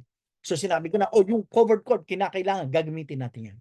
Alam niyo bang tanghaling tapat, kami nasa covered court, merong nagti-team building doon sa beachfront mismo. Tanghaling tapat, sus, awang-awa ako dun sa mga participants. Init na init sila. Tanghaling tapat, 12:00 ng tanghali, naglalaro sila doon sa may beachfront. Kawawa yung participants. Kaya isipin mo yung weather. Yung room setup mo ba ay may mga tables ba o puro chairs lang? Pwede bang tanggalin yung tables? Pwede ba yung chairs lang? Isipin mo yon, equipment at yung stage, importante. Question, sir, nangyayari po ba na dalawang teams ang ginagamit nyo sa isang client? MBTI halimbawa at saka Belvin. Sa akin, hindi. Okay, kasi pipili na ako. Ano ba doon ang gagamitin ko? Kasi sabi ko kanina, yung tatlo, pwede naman yung tatlo na yun. Depende sa kung anong approach mo. So kapag nakapili na ako ng gagamitin ko, yun na yung approach na gagamitin ko. Okay, maraming salamat. Emily, sa iyong katanungan. Okay. Next, yung participants mo, gaano ba kalaki? Yan. Halimbawa, ang venue mo maliit tapos participants mo ang dami, baka hindi pwede yan. Gaano kalaki? pinakamalaking team building ko, if I remember it right, 350 katao. Sus Ginoo, 350 people. Isang team building lang 'yon. Ginawa namin sa isang gym. Indoor yung activity sa isang gym namin ginawa. Yung age ng mga participants, gender, physical condition, mga limitations nila, siyempre para alam mo kung ano mga activities ang gagawin mo. Next sa time, gaano ba kahaba ang team building? Klaruhin natin 'yan kasi yung gagawin mong outline ay depende sa kung gaano karami yung bibigay na oras sa'yo nung kliyente mo. The time, may night session ba? Kasi may mga activities tayo na maganda panggabi, may mga maganda pang umaga. Tandaan mo ng husto ito, ha. Wag kang mag-bonfire sa tanghali. Ang corny ng bonfire mo niyan kung nasa tanghali naka-bonfire ka. Now, meals and snacks, service-orientedness. Ano yung service-orientedness? Baka kasi ang team building mo ay gaganapin dun mismo sa office nung kliyente. 'Pag ganun kasi, maraming service-oriented. Ano yun? Yung mga 'pag 5:00 kailangan ng makaalis kasi baka maiwan ng service. Service-oriented. So, yan ang mga titingnan mo. Now, pagdating sa laro, hindi tayo naglalaro para sumaya. Naglalaro tayo para matuto ng masaya. Okay, klaruhin natin yung 4 na bagay. Sa mga laro, Energizer, Icebreaker, Unfreezer, SLE. Ang Energizer, ginagamit natin ito 'pag halimbawa, kalagitnaan ng seminar, nanghihina na yung mga tao, inaantok na, you do an Energizer. You energize them. Ang Icebreaker naman is a game that you use to open or introduce a new topic. Ang unfreezer, ginagamit mo yan sa simulang-simula, yung unfreeze pa lang. Kasi iinitin mo pa lang sila. Yan yung mga getting to know you activities mo, yan yung mga human bingo, mga ganon. And SLE, ang ginagamit talaga natin. Ito yung structured learning exercises. Okay? O yung ba sinasabi, structured learning experience, but it's really structured learning exercises. Magkaiba yan. Experience kasi mas malawak eh. Mas may mga ibang components pa yon. Focus lang tayo sa exercises. Ito yung mga games na ginagawa mo para makahugot ka ng kaalaman. Okay, ayan yung SLEs. Now, 3 basic steps on doing SLEs. Playing, actually framing yun nauna dito, bumaligtad lang. You frame the activity, you play the game, and ang pinakaimportante, you process the game. Huhugot ka ng kaalaman doon sa laro na ililink mo ngayon doon sa pinaka-outline mo, doon sa pinaka-model mo. Itong game ba na ito ay para sa forming, storming, norming, o performing? Kailangan lumitaw yun. So, ano activities natin? Okay, tingnan natin ang possible activities na natin. Kunyari, nasa forming tayo. Activities na diyan ay who am you? Sakit sa tenga, no? Who am you? Okay. Who am I and who are you? Kaya who am you yan. Okay. Ang mga pwede nating gamitin diyan ay yung madali-dali na ginagamit ng lahat ay ito. Ang tawag diyan ay coat of arms. Nabibigyan mo ng papel ang mga participants mo, tapos isusulat niyo dito sa taas yung strengths. Ano ang strengths mo? Ano yung high moments mo? Likes, dislikes, dream, food, ano yung motto? Ipapasulat mo. Tapos, kapag sumagot na individually, magdi-discuss per small groups na. Okay. So, pagkakakilakil. Remember, who am you? Ha? So, who am I and who are you? So, para magkakilala tayo. Kapag medyo higher level, pwede mong gamitin ito, points of view. Kaya lang, kailangan mo ng license dito. Ang ginagamit yan, nakikita nyo may ribbon na yun, katsa yan, na kailangan mong ingatan ha, kasi kapag nagkamali ka ng labad dyan, nabubura yung nakasulat dyan. May mga nakasulat kasi dyan, at may mga pictures yan. Tingnan mo na lang sa ChatGPT at sa Google kung ano yung points of view. Yung cards yan na may mga pictures, parang yung nandun, no, yung may nakikita kang pen na kulay pula, tapos may picture ng bata na nag-blow-blow yan ng isang dandelion. So, ang inaano dyan is, if pictures, sabi nga, ang picture na ito ay mag-open up ng pag-iisip into some topics. So sa pamamagitan ng mga pictures, you can discuss things. Okay. So iba pang mga ginagamit yan is DISC, MBTI, o kaya Belbin. Okay. Yang mga yan ay mga tools na pwede mong gamitin. Lahat ito, pinag-uusapan ay iba't ibang personality types ng tao. Yung DISC, kinahati tayo sa 4 na personality types. The dominant, influential, steady, and yung compliant. Compliant pala. So, iba-ibang style. D, I, S, and C. May MBTI na 16 personalities. Belbin naman ay nasa 9 or 10 depende sa gagamitin mong Belbin. Sa akin dito sa tatlong ito, ang pinaka ginagamit ko is DISC. Bakit? Uy, by the way, itong tatlong ito kailangan license ka rin ha.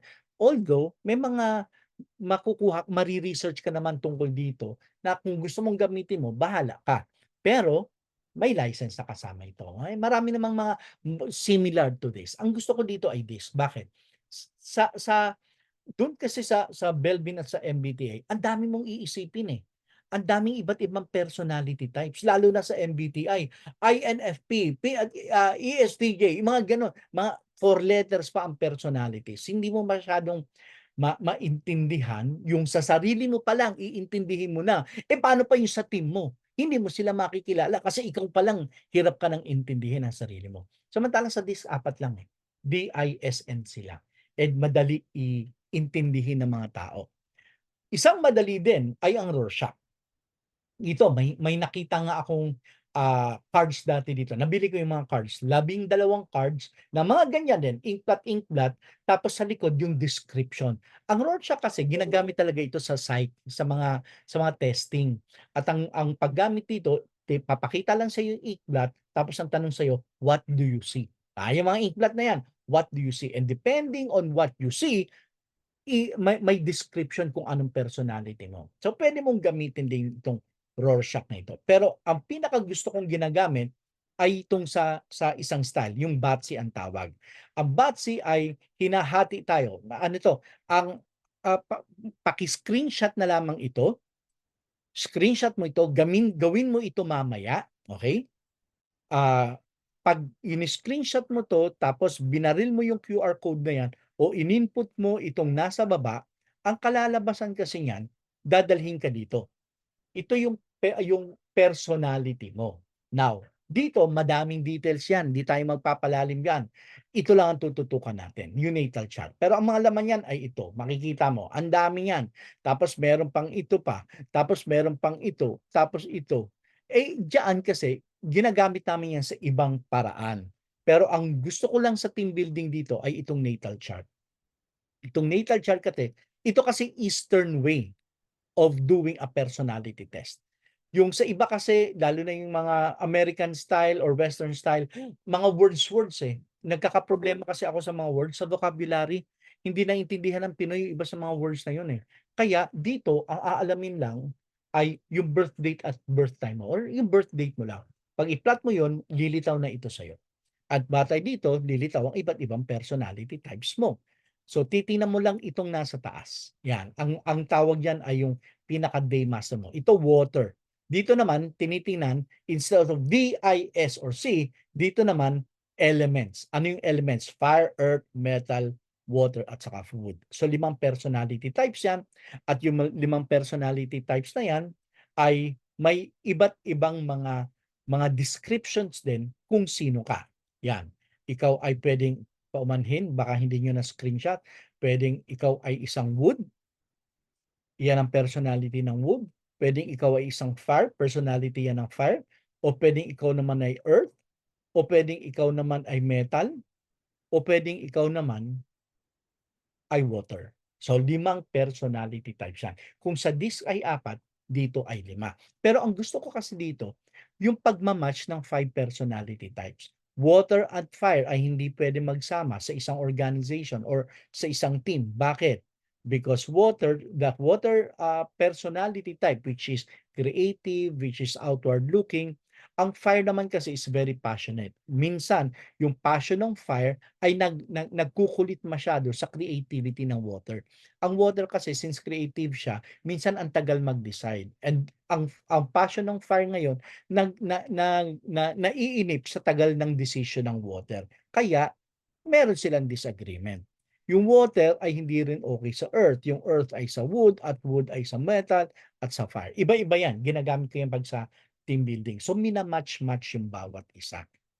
Now, the 5 elements can be used also for sales and motivating people. Alam niyo bang sa akin kasi kung alam mo na yung personality type, lalo na ito sa mga sales, 'pag tinuturuan ko sila, sinasabi ko 'pag magbebenta ka, alamin mo ang personality ng kliyente mo para mabentahan mo. So, ang gagawin mo, 'di ba, yung sabi ko kanina, yung QR code, click mo lang yung QR code na yun, tapos input mo yung birth date nung kliyente mo, malalaman mo na kung ano sa 5 elements siya. 'Pag malaman mo na ngayon kung anong element siya, kung siya ay halimbawa ay wood, ay gusto niya development, gusto niya growth, ang binebenta mo ngayon sa kanya, mag-focus ka on growth and development. Ginagamit ko 'to sa sales at dun sa motivating people. Now, in terms of motivating people, sa Feb 4 pala, meron akong i-di-discuss na motivating people, 3:15 ang discussion natin diyan. And sa Feb 16, conversational selling, paki-screenshot niyo na lang 'to. Tapos, supervision in person sa Feb 28, 29 at 1, in person na seminar ito. Paki-screenshot niyo na lang 'yan. Okay. So, ano yung activities natin kanina forming, sa storming tayo ngayon. Where do I draw the line? Remember, sa storming, diyan natin malalaman na, teka, magkakaiba pala ang value system natin. Paano? This is one activity that I do. Ang tawag dito ay black or white. Okay, tingnan natin. Given the choice sa dalawa, ano mas gusto mo? Mayaman pero malungkot o mahirap pero masaya? Pakilagay mo sa chat box. Mayaman, malungkot, ayan pala nandun, chinat pala yung ano, yung sa Batsy. Ano niyo na lang i-copy niyo na lang. So, ano mas gusto mo? Mayaman pero malungkot o mahirap pero masaya? Merong mga nagsasabi mahirap pero masaya, mahirap pero masaya, aha. Mahirap pero masaya, aha. Aba, madami mahirap pero masaya. Yan siguro ang dahilan kung bakit naghihirap ang Pilipinas. Uy, mayaman pero malungkot, may mga nagsasabi do'n, mayaman pero malungkot. Okay. Dito, meron bang tama o may mali? Hindi, wala. Depende sa iyo. Okay. So dito, ang gagawin mo kasi dito, yung mga tao, tatanong mo sa kanila, sino gustong mayaman pero malungkot? Sino gustong mahirap pero masaya? At makikita mo ngayon yung paghihiwalay ng mga tao. Now dito lang, what we want to happen is we'd like them to know that there indeed are differences in perceptions. Okay, tingnan natin itong pangalawa. Kung kanina mahirap at mayaman dito, kung ikaw bibili ng bahay, anong gusto mo? Condo o house and lot? Pakisagot. Condo o house and lot? Kung bibili ka ng bahay, condo o house and lot? House and lot, condo, yan. Tingnan niyo kung titingnan mo sa chat natin, magkakaiba na naman ang mga sagot ninyo. May tama ba diyan? May mali? Wala. Kanya-kanya kasi nakagustuhan yan. Depende sa iyo. Okay, pangatlong tanong. Kung magkakaroon ka ng karelasyon, sino ang gusto mo? The one who loves you o the one you love? The one who loves you o the one you love? Sino sa kanila ang pipiliin mo? Hala, tingnan nga natin mga walang both, hindi puwedeng both. Isa lang, the one who loves you o the one you love. Merong loves me, merong one I love. The one who loves me. Sabi ni Miracle, one who loves me. Kay Gladys, one I love. Kay Nina, one who loves me naman. Zarina, hala, ang hirap. Hindi makapili si Zarina. Kay Ton, the one who loves you. The one who loves me naman kay John. Tingnan magkakaiba na naman tayo ng mga sagot. Hindi ibig sabihin may isang tama, may isang mali. Ang sinasabi lang natin, magkakaiba ang pananaw natin. Itong isang katanungan na ito, alam na alam mo ang sagot at alam kong kayang-kaya mong sagutin, saan ka mas naniniwala? Sa quantum mechanics o string theory? Quantum mechanics o string theory? Ano diyan sa dalawa na yan? Okay, ganito na lang. Wag na lang natin na ano yan dahil masyadong madugo pag-usapan kung ano yan. Yan TikTok na lang. Sorry, no idea. Ayan, medyo madugo talaga yang dalawa na yan. Maliban na lang kung ikaw ay mahilig sa physics. Uy, quantum mechanics sabi ni Christina, ay kayang-kaya niya sigurong pwedeng recess. Wala, walang recess dito. Okay, so yung sa mga laro na yon ay puwede pang isama dito. Okay. Itong mga iba pang laro na ito ay iba't ibang laro na isa lang objective natin. Ang objective natin kasi na yon ethical dilemma, may mga katanungan ka sa ethics na mamimili, ikaw ba, yung parang kay tanong ni Solomon dun sa dalawang nanay na nag-aaway dun sa anak, hatiin na lang, yung mga gano'n na ethical dilemma. Sa resource allocation naman is kung konti lang ang resources, paano hahati-hatiin? At role reversals naman, ang pinag-uusapan diyan is, what if may ganitong situation? Ano ang magiging pananaw mo? Mga gano'n-gano'n diyan. Diyan sa mga 'yan, ang pinaka-bottom line na sinasabi kasi natin diyan is, alam natin na magkakaiba ang values natin. Ang pinaka gusto nating resolution o magdidikit sa utak ng ating mga participants is the realization na, kaya pala hindi tayo magkasundo dahil magkaiba ang pananaw natin sa buhay. Kaya pala may differences tayo. So, ano activities natin susunod? Sa norming naman tayo. Pagdating sa norming, ano nang gagawin natin? Kung alam natin na may differences pala tayo at meron tayong mga storming, how do we create the norms now? Sa norms, pinag-uusapan natin is conflict resolution. Maraming technique ang conflict resolution, mga gagamitin yan, communication, empathy, problem solving, yung lahat ng yan ay pwedeng gamitin. I-chat GPT mo na lamang din ulit. Ano yung mga yan na pwede mong gamiting technique for conflict resolution? Ang pinakamadalas na ginagamit ko is the team process plan. 5 questions. Actually, marami to. Depende sa participants ko at depende sa kinakailangan ng kliyente. Pero these are 5 typical questions. What is the best way to communicate with each other? How do we celebrate success? How do we resolve conflicts? How do we make sure tasks are finished on time? What is the best way to motivate the team when we are down? Ang ginagawa ko dito ganito. Itong questions na ito ay nakasulat sa Manila paper. 5 magkakaibang Manila paper. Tapos hahatiin ko yung team sa 5 din. So yung isang team, ang sasagutin nila yung what is the best way to communicate. Yung Manila paper pala nakadikit sa wall nakadikit sa wall. So yung team 1, ang sagutin nyo ay what's the best way to communicate with each other. Yung team 2 naman doon sa success. Yung team 3 sa isang question. So 5 team nakaharap sa 5 Manila paper na nasa wall. Ano gagawin? Sasagutin nila. Binibigyan ko kadalasan yan ng mga 5 minutes halimbawa, nasagutin nila. After 5 minutes, iikot sila ngayon. So yung sumagot ng 1, pupunta ngayon sa 2. Yun na ngayon ang sasagutan nila. Pagkatapos nun, mga 2 minutes, ikot uli, sagutan nyo yung pangatlo. So lumalabas, in just a few minutes, nasagot nila yung 5 katanungan. Then kung sino yung pinaka-unang grupo na natoka sa tanong na yon, sila na lang magsisynthesize, tapos i-report nila. Dito kasi sa team process plan, napag-uusapan at magiging proseso ng team natin. Okay, now, pasukin natin yung susunod, performing. Sa performing, ang daming style na magagamit mo dito. Anong limit na natin? Kailangang magpapakapagod na laro yung mga teams ngayon. At yung pagpapakapagod na yon, ano yung mga sample ng mga games? Andiyan ang Amazing Race, andiyan ang Treasure Hunt, andiyan ang Squid Game, andiyan ang Escape Room. Ano man sa mga yan ay pwede mong gamitin. Sa akin, madalas ko nagagamit yan kasi matagal na nauso yung Amazing Race. Alam niyo bang nagpapa-Amazing Race ako, 100 katao pero mag-isa lang ako. Technique lang, sa sobrang daming beses ko na kasi ginawa yan, alam ko na yung pinaka-technique. Paano ka makakapagpa-Amazing Race sa 100 katao, pero mag-isa ka lang. 10 teams yun, hinati ko sila in 10 teams, tagsa 10 per team. Tapos may mga 8 task yata yun, pero mag-isa lang ako. Pero nakuha ko silang lahat. May technique lamang dyan. At ang technique ay gumamit ka ng cellphone. Ayun lang ang pinaka-technique. So, naklaro na natin ang forming, ang storming, norming, at performing. Pag diniscuss mo na ngayon, na iklaro mo na yung lahat ng yon, then isi-synthesize mo sila. Sa pag-synthesize, may additional pointers lamang ako sa inyo.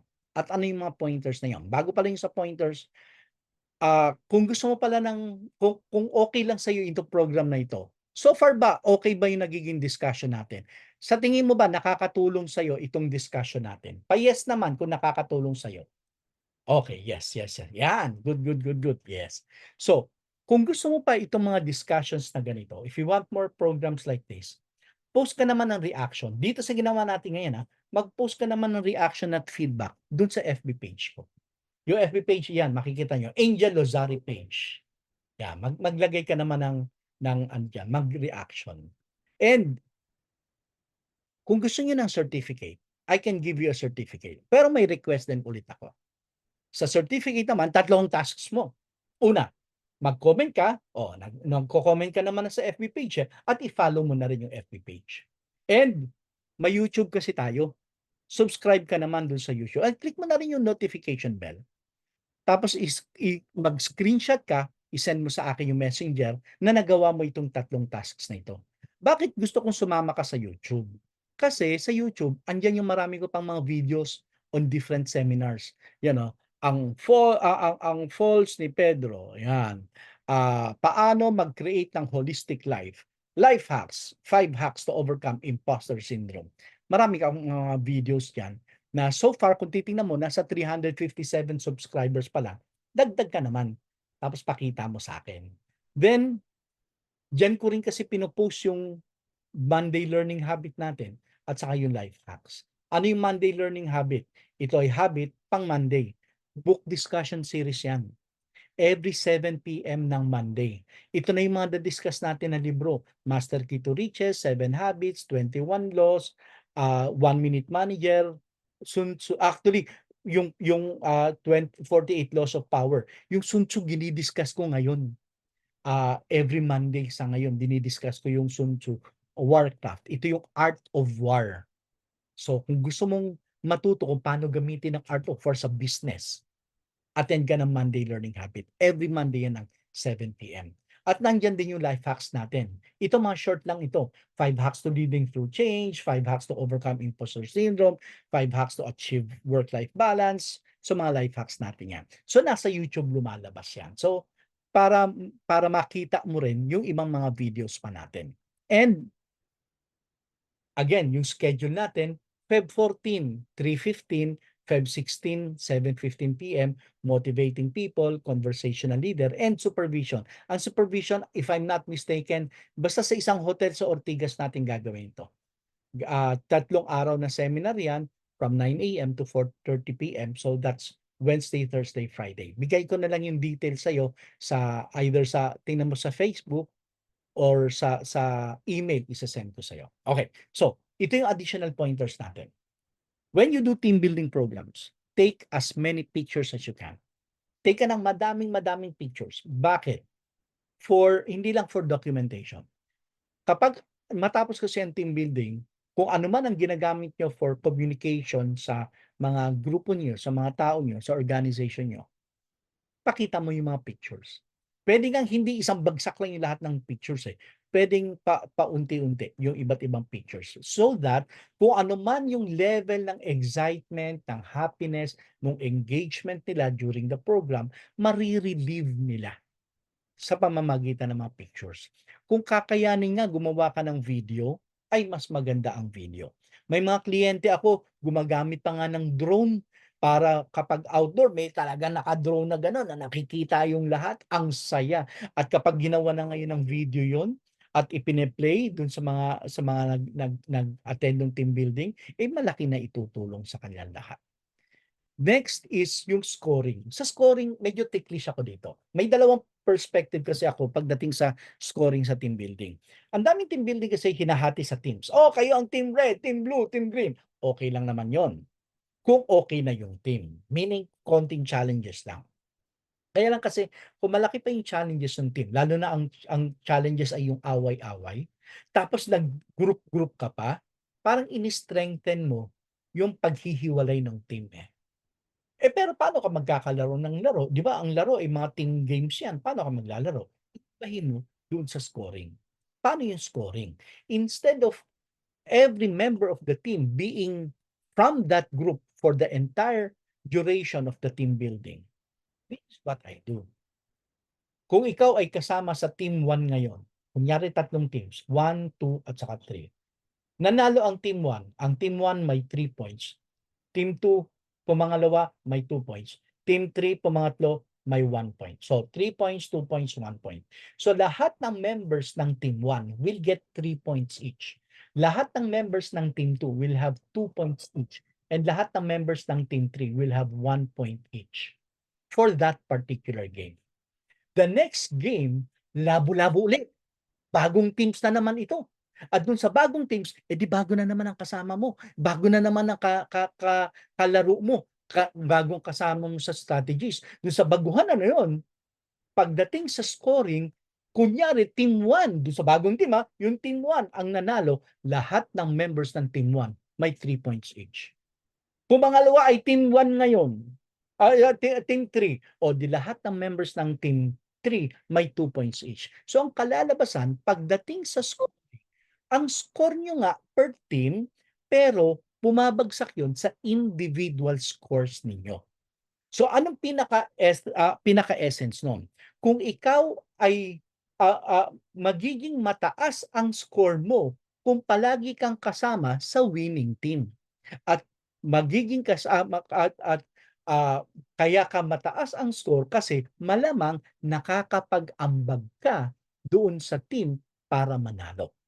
So, although they are still team games in essence, pero ang actual nun, individual game siya na lumalabas. Kaya ang scoring, the best player, ang best player ay hindi coming just from one team. It comes from yung top 3 mo may come from different teams. Kasi nga, labo-labo palagi. So, yun sa scoring. At awarding, yun na nga. Kung sino yung best player, best dun mo na makukuha. Engagement, just make sure na people are really engaged in the entire yung sa buong team building. Kaya ito, sa engagement, ang ticklish naman ako dyan is gaano kalaki ang mga teams ninyo. Kasi pag halimbawa, yung gagawin mo activity ay kailangan ng discussion, hindi pwedeng madami kayo dun sa isang team, sa discussion. Bakit? Kasi hindi lahat ay magsasalita. Let's just say, hinati mo kunyari, yung last na team building ko, 150 katao. Kunyari, hinati ko sila sa 5 teams. So bawat team merong tag-ilang tao, tag 30 katao. Tapos gusto mo meron silang discussion. Paano magkakaroon ng discussion ang 30 katao? Hindi magiging engaging. Kaya, wag ka nang gumawa ng ganon. Para mataas ang engagement, the activities must be done as much as possible by every individual. So yung mga games ko mapapansin nyo kapag magpapalaro ako, if ever na magkaroon tayo ng engagement later on, mapapansin nyo na doon sa mga games ko, hindi ito yung mga tipong, kayo maglaro dyan, kami dito. Hindi ganun. Bawat isa ay maglalaro nung particular game na yon. Kaya, mamili ka ng tama sa games mo. Processing, itong pinaka-importante huwag kang magpapalaro na walang processing, kailangan humugot ka ng kaalaman. Kaya nga one time nag-attend ako ng team building, yung facilitator ganitong style. Maglaro tayo, mananalo, panalo kayo, yay! Okay, game. Ang next game naman natin ay, sus Ginoo, marinig ko yun, biglang, teka, ano nang ibig sabihin ng game na yon? Ano na matututunan natin? Ano na mahuhugutan natin? Di wala na. Sus Ginoo, sayang ang kaalaman. Sayang yung laro. Lahat ng games kasi ay buntis sa kaalaman. Ang daming pwede mong matutunan dyan. Depende sa pagpo-process mo. Yung sa wrap-up, syempre, kapag ni-wrap up mo na ang team building mo, from the start to the end, ililink mo lahat yan. Nasasabihin mo, yung natutunan natin sa forming, sa storming, sa norming, sa perform, ililink mo, huhugutin mo yung lahat ng yan para pag natapos ang activity, klaro sa mga participants mo, klaro sa kanila lahat kung ano yung natutunan nila. And of course, after that, syempre, para mag-last pa ng longer, remember, yung mga pictures, popost nyo yan, yung mga, what's the best thing that happened after the team building na yan, paggagawa nyo ng gano'n, para medyo mas tumagal-tagal yung impact and yung result ng team building natin. Klaro ba tayo so far? Klaro ba tayo? Palagay naman kung klaro, paki-type naman klaro kung klaro yung discussion natin. Yan. Yes, yes. Yan, klaro, yan. Tama din naman ang yes na sagot. Klaro. Okay. Yan, maganda naman. Kung ganun, maraming salamat. Maraming salamat kasi so far ang natira na lang sa atin ay 5 minutes. I wanted to make sure na 9 o'clock kasi talaga 9 o'clock tapos tayo. At ano yung magaganap ngayon? Ang magaganap ngayon ay walang kamatayang kodakan. Okay, so kodakan tayo ngayon. Kaya anong kinakailangan sa kodakan? Kailangang naka-on ang mga camera natin. Yan! Makikita ko na kayong lahat. Yan, okay. So pa-on muna, pa-on muna. Okay. Anong gusto niyong style ng kodakan natin? Jump shot? Puwede rin na okay, okay. Yan, yan, yan, yan, yan. Okay. So, so far, limang limang ano tayo ha, limang slides tayo o limang screens tayo. Kaya limang limang ngiti tayo ha, ngiti tayo ng 5. Okay. So, ready, set, smile muna lahat, smile! Madali lang, isa pa lang yun pala na smile. Ang bigat pala. Okay, pangalawang smile ulit natin. Smile ulit! Yan. Okay, pangatlong ito, pangatlo, pangatlo, okay. Smile na naman. Okay, pangatlo 'yun, pang-apat ngayon, pang-apat. Smile na naman ulit. Okay, and ang panglima natin, smile pa rin. Okay. So, maraming maraming salamat for joining us today. Maraming salamat at nawa ay magkita-kita uli tayo sa iba pa nating mga seminar. Ako muli pala, yung mga gusto ng ano, yung mga gusto ng certificate, alam niyo na yung 3 tasks na gagawin natin para mabigyan kayo ng certificate. Now, ito bang ginawa natin ngayon, nakikita ko kasi kanina, meron bang puwedeng mag-record nito? Okay, ganito ang gagawin natin. Titingnan ko kung kaya ko siyang ilagay at i-upload sa YouTube ko. Okay, so para malaman mo kung na-upload sa YouTube, mag-subscribe ka na rin do'n at i-click mo yung notification kung may upload ko 'to. So para mas humaba-haba yung kung may mga questions ka, "Ano nga yung sinabi nun?" O kung halimbawa lang naisip mo, "Ay, hindi ko na nakikita yung gwapong facilitator." Yan, tingnan mo na lang sa YouTube uli, gano'n na lang. So, maraming maraming salamat everyone at kita-kita uli tayo sa susunod pa natin na mga seminar at aral pa ulit tayo. Sa ano natin, sa HR group natin, tingnan niyo yung mga post ko do'n. Ang pinaka-heading ko palagi ay learning and development naman. Kasi gusto ko do'n kasi palaging ano po ang computation ng leave, ano po yung computation ng ganito, puro gano'n, eh. Gusto ko naman learning and development naman at ang dami natin matututunan din. And I'd like to share some more. Alam niyo naman maiksi pa lang yung kaalaman ko sa learning and development, 30 years ko palang ginagawa ito, batang-bata pa. So big sharing naman tayo do'n, okay? So again, maraming maraming salamat sa lahat and I will see you again. The next is Feb 4 or kung a-attend ka nung Monday Learning Habit natin, it will be on Monday at 7 PM. Remember, Sun Tzu, ano 'to, Art of War as applied to business ang pinag-uusapan natin. Ang ganda nung topic na 'yon. Sana'y magkasama-sama ulit tayo. Thank you everyone, thank you.